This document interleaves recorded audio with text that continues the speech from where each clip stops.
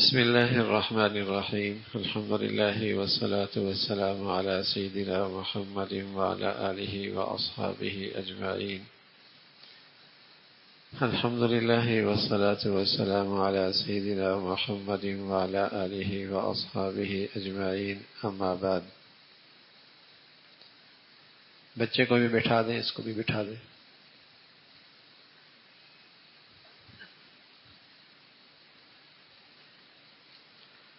بیٹھ جائیں سب حضرات. الحمد لله والصلاة والسلام على سيدنا محمد وعلى آله وأصحابه أجمعين. الحمد لله والصلاة والسلام على سيدنا محمد وعلى آله وأصحابه أجمعين. أما بعد. الحمد لله. آج ہماری تلاوت کا آغاز سورہ مطففین. اس میں موضوع یہ ہے کہ حق لے لینا، حق نہ دینا، دوسروں کے عیب تلاش کر لینا، اپنے عیب تلاش نہ کرنا، دوسروں سے پورا لینا، اپنے سے اپنا حق اور اپنی طرف سے کمی کر دینا، ان کے لیے ہلاکت ہے، ان کے لیے وعید ہے. پھر دلوں پہ بھی زنگ لگ جایا کرتا ہے، سیاہی آ جاتی ہے، گناہوں کی ظلمت کا اثر دلوں پہ پڑتا ہے. دل پھر دل نہیں رہتا، پتھر سا ہو جاتا ہے، اثر ہی نہیں لیتا، توبہ ہی نہیں ہوتی، ندامت ہی نہیں ہوتی، عبرت کے نقشے بھی دیکھتا ہے، اثر بھی نہیں لیتا. پھر علیین اور سجین، کہاں نیکیوں اور بدیوں کی جگہیں، مقامات کہاں ہوں گے، اہل جنت کے لیے کیا اعزاز و اکرام ہوگا، اس کا تذکرہ فرمایا. سورہ انشقاق ہے. انسان سفر پہ زندگی گزار رہا ہے، مختلف منزلیں ہیں. اس کی آخری منزل جنت یا جہنم ہے. نامہ اعمال دائیں ہاتھ میں یا بائیں ہاتھ، مختلف سفر سے منزلوں سے ہو کے آخری سفر اس کا یہ منزل یہی ہے. پھر سورہ بروج کا تذکرہ ہے. وقت کے ظالم حکمران نے اہل ایمان کا خون کیا، اور اہل ایمان کو شاباش تھی، اللہ نے انہیں شاباش دی ہے. آگ میں جانا برداشت کیا، دین کو چھوڑنا برداشت نہیں کیا. دین پر ثابت قدم رہے. 20,000 لوگ آگ کی خندق میں پھینک دیے گئے، لیکن وہ ایسے ایمان والے تھے، انہیں پتا تھا یہ آگ اللہ کے ہاں تو گلزار بن جائے گی، اور اگر یہ سودا ہے کہ دنیا کی آگ جو گلزار بننے والی ہے، اس کے بدلے میں ہمیشہ کی جہنم سے بچ جائیں تو سودا مہنگا نہیں ہے، سودا مہنگا نہیں ہے. دین پہ ثابت قدم رہے، ایمان نہیں چھوڑا، دین پہ ثابت قدم رہے، آگ میں جانا برداشت کیا اور دین کی زندگی نہیں چھوڑی. یہ اللہ نے ان کا تذکرہ فرمایا. فرمایا جرم صرف ایک تھا، یہ اللہ کے ماننے والے تھے، اللہ کے ماننے والے تھے. اس کا تذکرہ فرمایا. پھر اس دشمن قوم کا اور اس ظالم کا بھی انجام کیسا ہوا. فرمایا اللہ کی پکڑ بھی بڑی سخت ہے، دیر سویر ہوتی ہے لیکن پکڑ بھی بڑی سخت. پھر سورہ طارق ہے، انسان کی پیدائش کا سلسلہ، اور پھر ماں کی چھاتی سے اور باپ کی پشت سے نکلے پانی سے انسان اللہ بنا سکتا ہے، تو اس ذات کے لیے دوبارہ انسان کو پیدا کرنا کیا مشکل ہے. پھر سورہ اعلیٰ ہے، اللہ کی بڑائی، اللہ کی عظمت. حضرت موسیٰ کے صحیفوں کا بھی سبق اور حضرت ابراہیم کے صحیفوں کا بھی سبق وہی ہے جو قرآن کا سبق ہے، کہ کیا کہ آخرت دنیا سے بہت بہتر ہے. آخرت دنیا سے بہت بہتر ہے. خالی بہتر نہیں، پائیدار بھی ہے، بڑھیا بھی ہے، پائیدار بھی ہے. انسانوں کا مرض کیا ہے جس سے ساری بیماریاں اور سارا فساد اور سارے گناہ شروع ہوتے ہیں؟ اس کی نظر میں دنیا آخرت سے زیادہ قابل وقت ہو گئی. یہ دنیا کو آخرت کے مقابلے میں زیادہ ترجیح دینے لگا. یہ اس کا مرض ہے، اور جب یہ مرض آتا ہے تو سارا فساد شروع ہوتا ہے. پھر اللہ رب العزت نے سورہ غاشیہ کا تذکرہ، قیامت کا منظرنامہ، جنت والوں کی خوشیاں اور انعامات، اور پھر اللہ کی قدرت، اونٹ، جانور، یہ آسمان زمین کا سارا نظام، پھر اللہ کے نبی کو حوصلہ دیا، تسلی دی۔ نہیں مانتے تو آپ تو کوئی ان کے ذمہ دار تو نہیں ہے نا، آپ نے اپنا اللہ کا پیغام پہنچا دیا، یہ آپ کی ذمہ داری پوری ہو گئی۔ پھر سورہ فجر ہے، بڑا فرعون تھا، کیلوں والا ظالم تھا، پھر اللہ کی پکڑ ہوئی، اس کا عبرتناک منظر ذکر فرمایا یہ انسان بھی عجیب ہے، جب اس کے ساتھ کچھ لیا جائے تو کہتا ہے اللہ نے میری توہین کر دی، میرا حق مارا گیا، اللہ سے شکوے کرتا ہے، اور جب اسے کل مل جائے تو اترانے لگ جاتا ہے، اپنے اوقات ہی بھول جاتا ہے، مال کی محبت میں بہت آگے ہے، یتیموں کا مال بھی نہیں چھوڑتا۔ فرمایا ایک دن آنے والا ہے جب سب اللہ کے سامنے سب بستہ کھڑے ہوں گے، اور جنت والوں کے لیے خوشخبری کی آواز آئے گی، آؤ میری جنت کی طرف، آ جاؤ میرے بندو، تم دنیا میں میرے حکموں پہ راضی رہے، آج میں تم سے راضی ہوں۔ پھر سورہ بلد کا تذکرہ ہے، اور انسان مختلف مشقتوں سے ہوتے ہوئے اللہ کی نعمتوں کا استعمال کرتے ہوئے مختلف نعمتیں اللہ نے دی ہیں، کچھ ایسے ہیں جو دائیں ہاتھ والے ہیں، کچھ ایسے ہیں جو کل قیامت میں جن کا حشر بائیں ہاتھ والوں کے ساتھ ہوگا۔ پھر سورہ شمس ہے، مختلف قسمیں ہیں۔ فرمایا جس انسان نے اپنا باطن سنوار لیا، اپنے نفس کو قابو میں پا لیا، کامیاب وہی ہے، کامیابی اسی کی ہے جس نے اپنے نفس کی پیروی نہیں کی بلکہ اس نفس کو اللہ کے حکموں کا تابع بنایا، اس کا تذکرہ فرمایا۔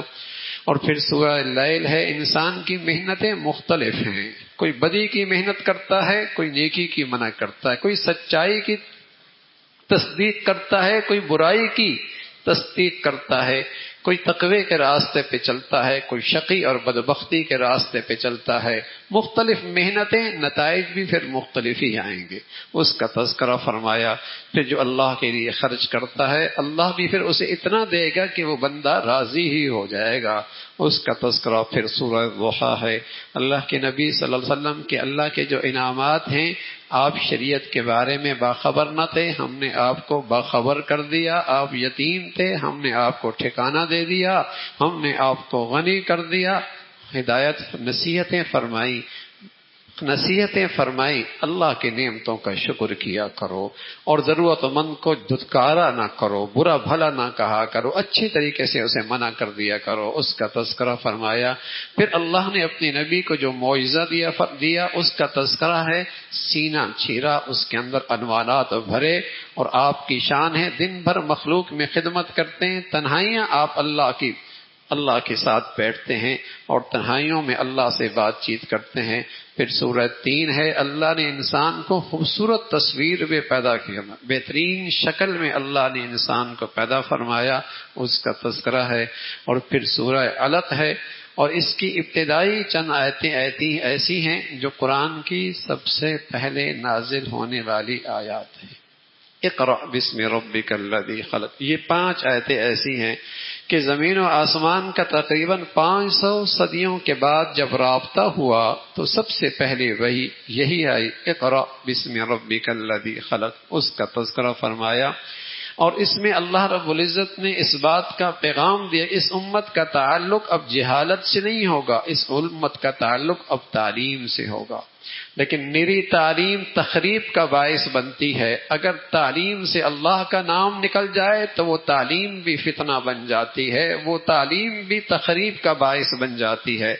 تعلیم وہی تعمیر کا کام کرتی ہے جس میں رب کا تعارف ہو، جس میں رب کا تعارف ہو، پیدا کرنے والے کا تعارف ہو، اس کی پہچان ہو جائے، وہی تعلیم ہے، اور اسی سے انسان بنتا ہے، اور جب انسان بنتا ہے تو چیزوں کی تعمیر بھی اسی سے ہوتی ہے۔ اس لیے اللہ نے تعلیم کی تلقین بھی فرمائی، نصاب تعلیم بھی دیا کہ نصاب تعلیم، اور ماحول تعلیم بھی دیا کہ ماحول تعلیم کا ایسا ہو، نصاب تعلیم کا ایسا ہو جس میں ہر قدم پہ اسے رب کی ربوبیت کا تعارف ہوتا چلا جائے کہ اس کو کوئی پیدا کرنے والا ہے اور کوئی ذات ہے جو اس کی ضروریات پوری کرتا ہے، جو اس کی ضروریات کو کوئی ذات ہے وہ پوری کرتی ہے۔ تو جب یہ یقین بن جائے گا تو پھر خیانت ختم ہوگی، پھر کرپشن ختم ہوگا، پھر لوٹ مار ختم ہوگی۔ ورنہ میرے عزیزوں اگر یہ ذہنیت نہ ملی تو تعلیم تو پھر ایسا تخریب کا باعث بنے گا کہ تخریب بھی کرے گا، ہیرو بھی بنے گا، لوٹ مار بھی کرے گا، اور پھر وہ لوٹ مار کے نشانات بھی نہیں چھوڑے گا، اس لیے کہ تعلیم، نری تعلیم ہمارے مسئلوں کا حل نہیں، ہمارے مسئلوں کا حل تعلیم تربیت کے ساتھ، تعلیم انسانیت کے ساتھ، تعلیم نبی اللہ کے تعارف کے ساتھ، وہ تعلیم ہمارے معاشرے اور سوسائٹی اور اس امت کی سب سے بڑی ضرورت ہے، اس کا تذکرہ فرمایا۔ پھر سورہ قدر کا تذکرہ فرمایا، لیلۃ القدر، لیلۃ القدر، کیا پتہ بھائی وہ رات یہی ہو، اور ایک رات کا انعام اللہ نے اس امت پر اپنے نبی کے توفیل انعام دیا، ایک رات مجھے راضی کرنے پہ لگا دو، تم ساری زندگی جتنے میری عبادت کرتے ہو نا اس سے بھی زیادہ ثواب دوں گا۔ 1000 مہینے 84 سال، 83 سال 4 مہینے، کون جیتا ہے بھائی 83 سال؟ کوئی 60 سال، کوئی 70 سال، کوئی جی بھی لے اور ساری زندگی کا ہر لمحہ عبادت میں گزرے، کہاں پہنچے گا؟ اور جس خوش نصیب کو ایک رات مل جائے، پر میں اس کو اتنا انعام دوں گا عبادت کا 83 سال زندگی بھر۔ اللہ رب العزت ہمیں ان گھڑیوں کی قدردانوں میں شامل فرمائے، اللہ ہمیں ان لمحات کی قدردانی نصیب فرما دے۔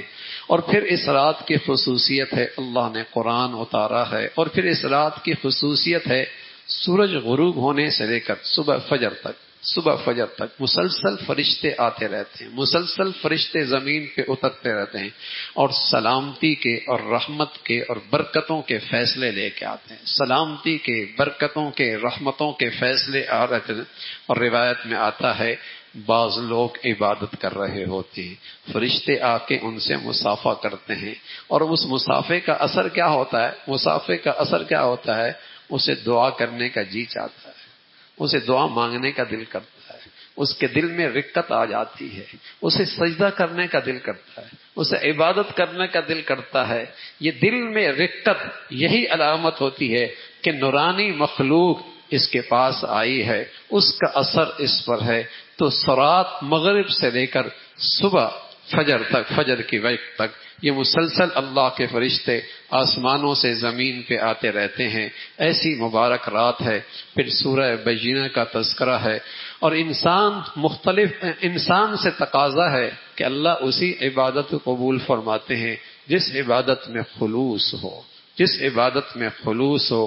مشرک ہے، عیسائی ہے، یہودی ہے، وہ اللہ کی دشمنی میں ایک ہی ہے اور زمین پر بدترین مخلوق ہے جب تک وہ اللہ کی دشمنی پہ کھڑا ہے۔ ایمان والے، اچھے اعمال کرنے والے، وہ بہترین مخلوق ہیں زمین اور دھرتی کے۔ پھر اللہ رب العزت کے رضا کا فیصلہ ہے، اللہ ایسوں سے راضی ہو جاتا ہے۔ پھر زمین پہ ایک زلزلہ آئے گا، نیچے خزانے اوپر آ جائیں گے، انسان حیران ہوگا۔ اس کے لیے تو ہم عزتیں دے دیا کرتے تھے، جوانیاں دے دیا کرتے تھے، رشتے دے دیا کرتے تھے، ایمان ضائع کر دیا کرتے تھے، حیا چلا جایا کرتا تھا، بیٹیاں اجڑ جایا کرتی تھی۔ یہ خزانہ آج زمین پہ پڑا ہے، زمین کہے کہ ہاں آج اللہ نے مجھے حکم دیا ہے کہ نیچے کے سارے زمین خزانے اوپر ڈال دوں۔ اس کا تذکرہ، بدی ذرہ بھی لے کے آئے گا سزا ہے، نیکی ذرہ بھی کرے گا انعام ضرور ملے گا۔ پھر اللہ رب العزت نے انسان کا تذکرہ فرمایا اس گھوڑے سے اثر لے لے، اس گھوڑے سے اثر لے لے جو جنگ کے میدان میں مالک کا اتنی کہنا مانتا ہے، جنگ کے میدان میں مالک کا اتنا کہنا مانتا ہے کہ باوجود ہے کہ وہ دیکھتا ہے گردنیں کٹ رہی ہیں، سر کٹی ہوئی ہیں، بازو کٹی ہوئی ہیں، لیکن پھر بھی وہ اپنے مالک کی مانتا ہے۔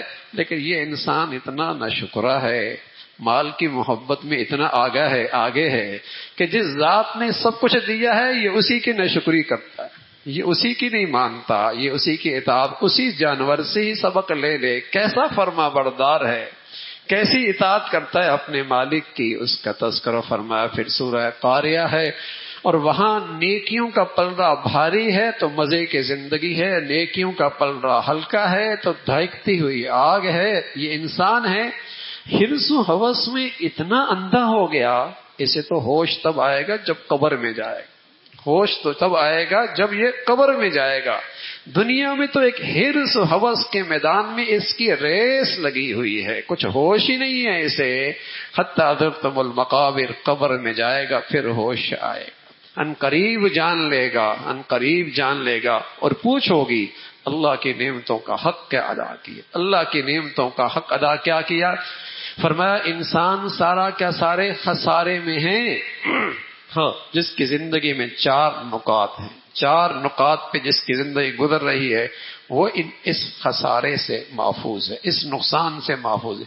ایمان ہے، ایمان کی زندگی ہے، حق بات کی تلقین اور پیغام عام کرتا ہے، اللہ کے راستے میں دین پہ چلنے میں آزمائش حالات آتے ہیں، ثابت قدمی سے کام لیتا ہے۔ یہ 4 چیزیں ہیں۔ امام شافعی رحمۃ اللہ علیہ فرمایا کرتے تھے یہ سورہ عصر ہے تو بہت چھوٹی سی، لیکن اس میں جو 4 نکات اللہ نے ایسے بیان کیے، سارا قرآن نہ بھی اترتا تو انسان کی فلاح اور نجات کے لیے یہ ایک چھوٹی سی سورت بھی کافی تھی، جس میں اللہ نے یوں قسم ہے عصر کی، اور عصر کا ایک معنی عصر کا وقت بھی، جیسے عصر کے وقت میں سورج غروب ہو رہا ہوتا ہے تو پیغام دے رہا ہوتا ہے میں غروب ہو رہا ہوں، دن ختم ہونے کو ہے تو قرآن پیغام دیتا ہے تمہاری زندگی کی بھی شام ہو چکی ہے، تمہاری زندگی کی بھی شام ہو چکی ہے، کسی وقت بھی یہ سورج زندگی کا غروب ہو جائے گا۔ کیا کیا ہے اب تک کیا کیا ہے؟ ایمان، اعمال صالحہ اور دین کی حفاظت اشاعت میں تمہارا کتنا حصہ ہے، اور دین کے راستے میں آزمائش حالات آئے کتنا ثابت قدمی کا مظاہرہ کیا۔ فرمایا اگر یہ 4 چیزیں ہیں تو خسارے سے بچ گیا۔ اور پھر سورہ لمازہ، غیبت کرنا، عیب جوئی کرنا، تانے دینا، اس کی مذمت فرمائی۔ اللہ کی آگ ہے، مال کی محبت میں ایسا جوڑ جوڑ کے رکھ رہا ہے، اکٹھا ہی کرتا چلا جا رہا ہے، جیسے یہ مال ہمیشہ رہے گا اور یہ مال اسے ہمیشہ زندہ رکھے گا، جیسے یہ مال ہمیشہ رہے گا، جیسے یہ مال اس کو ہمیشہ زندہ رکھے گا۔ قرآن کیا کہتا ہے؟ ہمیشہ رہے گا مال، اور جیسے یہ مال اس کو ہمیشہ زندہ رکھے گا۔ اللہ کی آگ ہے، سلگائی ہوئی آگ ہے، اگر اس کا حق ادا نہ کیا تو وہ آگ بنے گا، اور وہ آگ دلوں کو چھوئے گی، جسموں تک نہیں۔ دنیا کی آگ پر مٹی ڈالنے سے، پانی ڈالنے سے بجھ جایا کرتی ہے، جہنم کی آگ تو دلوں کو چھونے لگے گی۔ اس کا تذکرہ پھر اصحاب فیل، سورہ فیل کا تذکرہ ہے۔ فرمایا سپر طاقت صرف اللہ ہے، سپر طاقت اللہ ہے، اگر وہ بڑی سے بڑی طاقت کو ختم کرنا چاہے تو اسے لمبے چوڑے لشکروں کی ضرورت نہیں۔ فیل جیسے پرندے، ابابیل، چھوٹے چھوٹے پرندے کسی نے دیکھے ہوں، چھوٹے چھوٹے پرندے، ان کے چونچوں میں چھوٹے سے چنے کے برابر ذرات، اور اوپر سے وہ پھینکتے ہیں، ایسا لگتا تھا جیسے اس میں ایٹم ہے، ایٹم، اور سر پہ لگتا تھا ہاتھی کو پورے جسم کو چیرتے ہوئے، ہاتھی کو چیرتے ہوئے زمین پہ جایا کرتا تھا۔ اور وہ اللہ کے گھر کو ڈھانے آئے تھے، اور اللہ کے گھر کو مٹانے کے لیے آئے تھے، لشکر لے کے آئے تھے، ہاتھیوں پہ سوار ہو کے آئے تھے، اور اللہ نے اپنے چھوٹی سی مخلوق کو حکم دیا اس کو نیست و نابود کر دو۔ اللہ بڑی ذات ہے، اور وہ آج بھی اللہ اپنی پوری طاقت کے ساتھ ہے، وہ آج بھی اللہ اپنی پوری طاقت کے ساتھ ہے، آج بھی اللہ اپنی پوری قدرت کے ساتھ ہے۔ پھر اللہ رب العزت نے تذکرہ فرمایا، اللہ رب العزت نے گرمی سردی کے سارے موسم میں تمہارے لیے رزق معاش کا انتظام کر رکھا ہے، تو پھر اس کا حق ہے نا، اس رب کے گھر کو، اس بیت اللہ کے گھر کی عبادت بھی کرو، پرستش بھی کرو۔ مذمت ہے ان لوگوں کی جو چھوٹی چھوٹی چیزوں کے اندر بھی بخل کرتے ہیں، جو برتنے کی چیز ہوتی ہیں، ایک دوسرے کو دینے کی چیز ہوتی ہیں، اس کے اندر بھی بخل سے کام لیتے ہیں، اور نماز میں سستی اور کاہلی کرتے ہیں، ان کی مذمت فرمائی۔ کفار اللہ کے نبی کی شان میں گستاخی کرتے تھے، اولاد کوئی نہیں، بیٹا کوئی نہیں، نسل کوئی نہیں چلنی، یہ نسل بھی ختم ہو جائے گی، اس کا دین بھی مٹ جائے گا۔ فرمایا ان کفار کا نام و نشان مٹ جائے گا، آپ کو تو اللہ حوض کوثر دے گا، اور اس سے آپ اپنی امت کو پانی پلائیں گے، سیراب کریں گے۔ پھر سورہ کافرون کا تذکرہ ہے، پیغام دیا کہ اسلامی طرز زندگی کا کفر کی زندگی سے کوئی جوڑ نہیں، اسلامی طرز زندگی کا اور اسلام کے نظام زندگی کا کفر کے نظام کی زندگی سے کوئی جوڑ نہیں ہے۔ اگر کوئی کافر یہ کہہ دے کہ کچھ تم دستبردار ہو جاؤ، کچھ ہم دستبردار ہو جائیں، اے نبی نے صاف کہہ دیں تمہارا دین تمہارا، ہمارا دین ہمارا، اس لیے کہ ہم ایک خدا کے ماننے والے ہو کر مشرکوں کی زندگی نہیں لے سکتے، اور تم مشرک ہو کر ایک خدا کے پیروکار نہیں ہو سکتے۔ اسلامی نظام زندگی اور چیز ہے، کفر کا نظام زندگی اور چیز ہے۔ تمہارا یہ کہنا کہ کچھ ہم دستبردار ہوتے ہیں، کچھ تم دستبردار ہو جاؤ، اے نبی نے کہہ دیں تم کا مشرک ہوتی ہوئی ہے موحد نہیں ہو سکتے، توحید پرست نہیں ہو سکتے۔ ہم توحید پرست ہوتی ہے، شرک کی زندگی کیسے اختیار کر سکتے ہیں اس کا تذکرہ فرمایا۔ پھر اذا جاء نصر اللہ، یہ چھوٹی سی صورت ہے، جب نازل ہوئی تو حضور علیہ الصلوۃ والسلام نے فرمایا اس صورت میں مجھے پیغام ملا ہے کہ میرا دنیا سے جانے کا وقت قریب آ گیا۔ اور جب یہ آیت اللہ کے نبی کی زبان سے صدیق اکبر نے سنی رضی اللہ، رونے لگ گئے، اس لیے کہ وہ آپ کا مزاج سے سب سے زیادہ باخبر تھے، سب سے زیادہ باخبر تھے۔ ساتھی کہنے لگے صدیق کیوں روتے ہو؟ فرمایا اس صورت مجھے بتا رہی ہے کہ آپ کا دنیا سے جانے کا وقت قریب آ گیا، آپ کا مشن پورا ہو گیا، لوگ فوج در فوج اسلام میں داخل ہو رہے ہیں، اور اللہ نے آپ کو کہا ہے آپ اس پہ اللہ کی حمد و ثنا کریں، اور آخری زندگی کے پہرے میں اللہ استغفار کثرت سے کریں، استغفار کثرت سے کریں۔ گویا کہ اللہ نے امت کو نصیحت فرمائی جب زندگی کا آخری پہرا ہو اور زندگی کا آخری حصہ ہو اور آخری دن ہو اور آخری سال ہو تو استغفار کثرت سے کیا کرو، اللہ سے استغفار کثرت سے کیا کرو۔ پھر سورہ لہب کا تذکرہ ہے، اور اس وقت کا بڑا سردار قریشیوں کا بڑا خوبصورت تھا، چہرہ اس کی رخسار ایسے چمکتے تھے جیسے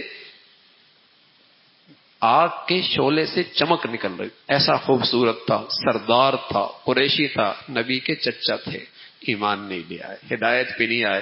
اللہ رب العزت نے ان کی اور ان کی بیوی کی عبرتناک موت کا تذکرہ فرمایا، عبرتناک موت کا تذکرہ فرمایا۔ پھر سورہ اخلاص ہے جس کا موضوع اللہ کے توحید ہے، جس میں عیسائیوں کا نظریہ، مشرکوں کا نظریہ، یہودیوں کے نظریہ سب کی تردید ہے۔ اللہ کی اولاد نہیں ہے، اللہ کسی کی اولاد نہیں ہے، اللہ کا کوئی ہمسر نہیں ہے، اللہ کا کوئی برابر نہیں ہے، اللہ کا کوئی شریک نہیں ہے۔ اس سورہ فاتحہ کے اندر یہ پیغام موجود ہے۔ پھر سورہ فلق ہے، سورۃ الناس ہے۔ آپ علیہ الصلوۃ والسلام پر یہودیوں نے جادو کیا، اور حضور علیہ الصلوۃ والسلام کی اہلیہ فرمانے لگی آپ پر جادو کا صرف اتنا اثر ہوا کہ آپ کوئی چیز رکھتے اور بھول جاتے، اس سے زیادہ آپ پر اثر نہیں ہوا، اور جادو بڑا سخت تھا، جادو بڑا سخت تھا، اس لیے کہ جس کنویں کے اندر وہ جادو کیا گیا تھا اس کا رنگ بھی بدل گیا تھا، اس کا رنگ بھی بدل چکا تھا۔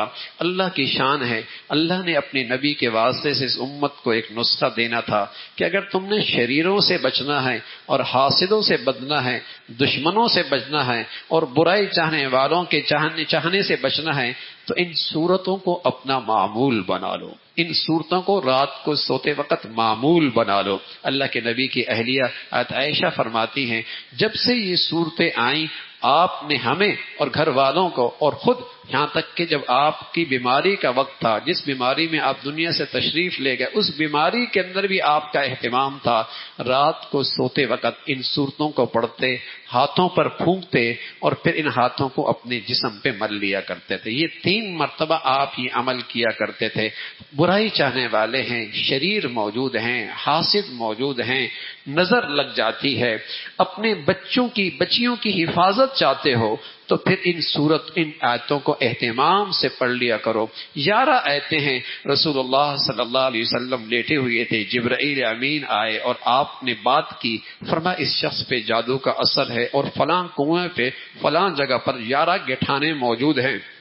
یہ آیتیں پڑھتے چلے جائیں گے، گٹھانے کنگھی کے اندر گٹھانے لگائی ہوئی تھی، تو آپ علیہ الصلوۃ والسلام نے ان آیتوں کو پڑھا، گٹھانے کھولتے چلے گئے، اس طریقے سے آپ پر وہ اثرات ختم ہوئے۔ لیکن امت کو ہمیشہ کے لیے ایک وظیفہ مل گیا اور امت کی حفاظت کا ایک قلعہ امت کو نصیب ہو گیا، اس لیے کہ یہ دور حسد کا ہے، یہ دور برائی چاہنے والوں کا، یہ دور کسی کو اچھا کھاتا پیتا پہننا گوارا نہیں ہے، ایسا دور ہے، نظر لگتی ہے، خوش نہیں ہوتے۔ تو ان صورتوں کا اہتمام خود بھی کریں، اپنے بچوں کو بھی کروائیں، بچیوں سے بھی کرائیں۔ تو یوں اس صورت کے اندر اس بات کا تذکرہ موجود ہے۔ اور سورہ فاتحہ میں ہم نے جب پہلی صورت پڑھی تھی اس میں ایک لفظ تھا اہدنا الصراط المستقیم، اللہ ہدایت دے دے۔ سارا قرآن ہدایت کا پیغام ہے۔ ان آخری صورتوں کے اندر کیا ہے؟ فرمایا ہدایت میں رکاوٹ کیا ہوتا ہے؟ نفس ہوتا ہے، شیطان ہوتا ہے، شیطان نما انسان ہوتے ہیں۔ نفس ہوتا ہے، شیطان ہوتا ہے، شیطان نما انسان ہوتے ہیں۔ تو آخر میں بندہ اپنے اللہ سے کہتا ہے اے اللہ اس قرآن کی شکل میں ہدایت پہ چلنا چاہتا ہوں، لیکن تیری پناہ میں آنا چاہتا ہوں، مجھے شریروں سے بچا دے، نفس کے شر سے بچا دے، شیطان کے شر سے بچا دے، شیطان کے شر سے بچا دے۔ تو یوں یہ پورے قرآن کا ایک تھوڑا سا خلاصہ آپ حضرات کی خدمت میں ہم نے پہلے دن سے، پہلے جسے کہیں کہ سپارے سے ہم نے شروع کیا، اللہ کریم نے اس کو مکمل فرما دیا۔